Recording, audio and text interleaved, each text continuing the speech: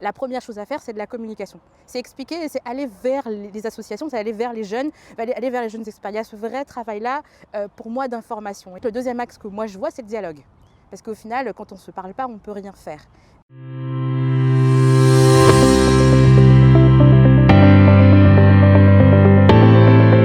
Bonjour, je suis Léna Santo, j'ai 27 ans. Dans la vie, je suis consultante dans les services financiers et j'habite à Paris dans le 18e arrondissement et je suis cofondatrice de Je m'engage pour l'Afrique.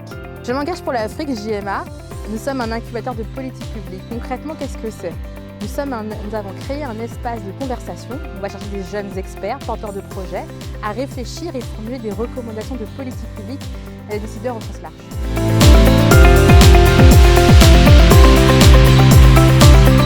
L'Afro-Optimisme est une chance pour les territoires pour la simple raison que déjà on a cette chance-là de découvrir une autre image de l'Afrique. L'Afrique qui innove, l'Afrique qui cherche, l'Afrique qui travaille justement à se développer. Le deuxième élément, c'est que ça participe à renouveler les visages et les images. Nous, on pense que justement, le fait de montrer des nouvelles personnes qui s'engagent, des nouvelles associations, ça permet de changer l'image de l'Afrique et montrer que l'Afrique, finalement, c'est pas que des guerres, c'est pas que des crises économiques. Au contraire, c'est des jeunes qui innovent, c'est des jeunes qui créent et c'est des jeunes qui trouvent des nouvelles solutions face à des problèmes qui sont inédits.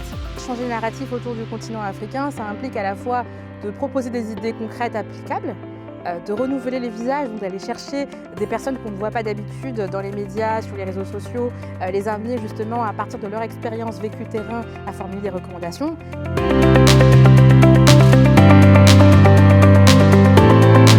Aujourd'hui, par exemple, on parle beaucoup de relance économique. On se dit comment on fait pour que les PME locales arrivent justement à rebondir face à cette crise-là. Et moi, un des leviers que je vois et que je pense évident, c'est par rapport à l'importation de ces PME-là. Les diasporas connaissent les codes, elles connaissent les cultures et elles sont vraiment une richesse incroyable pour aller vers le continent, vers de nouveaux territoires, vers de nouveaux pays. Après, il y a un autre angle que je vois, c'est que je pense que ça va dans les deux sens. C'est-à-dire que finalement, il y a ce que les diasporas apportent aux collectivités, mais il y a aussi ce que les jeunes qui sont sur le continent peuvent apprendre aussi aux collectivités. Et moi, je crois vraiment à ce concept de la reverse innovation où on se dit qu'il y a des innovations sur le continent qui peuvent marcher et que du coup, on peut s'en inspirer aussi dans nos collectivités ici en France.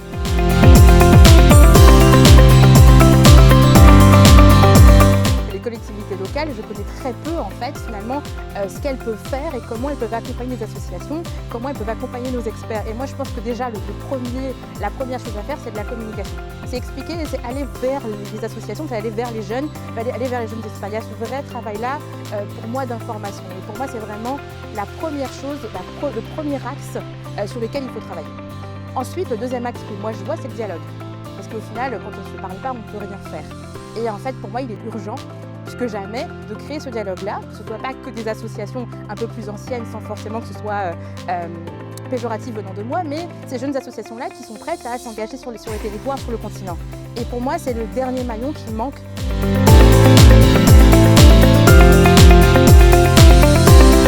On a besoin d'avoir des municipalités justement qui dynamisent encore plus leurs relations internationales et qui participent à financer des porteurs de projets aussi. Et donc que finalement on sorte un peu de la dynamique mairie à mairie, mais municipalité à municipalité, mais qu'on aille financer, accompagner des porteurs de projets aussi sur les territoires. Et le fait du coup pour une municipalité d'accompagner aussi des porteurs de projets, je pense que c'est clé parce que ça va permettre de créer du lien, en tout cas de recréer du lien avec des jeunes du territoire.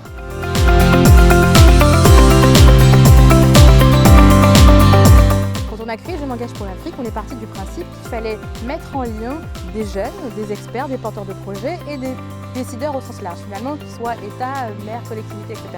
On s'est rendu compte que finalement, très peu de nos experts qui étaient compétents sur leur sujet, qui avaient des convictions, avaient eu la chance de rencontrer le maire de leur territoire, le député, etc. Donc finalement, on se rend compte qu'il y a une fracture, le mot est peut-être fort, mais en tout cas, il y a un non-dialogue entre ces deux mondes-là. Une des difficultés qu'on a aussi chez Je m'engage pour l'Afrique, c'est d'accéder à certains décideurs. C'est pour ça que je pense qu'il y a un intérêt particulier à travailler avec l'association des maires francophones, parce que je pense qu'ils sont une courroie de transmission privilégiée pour porter les messages, les notes de politique publique que nos experts font aux décideurs, en tout cas de la municipalité.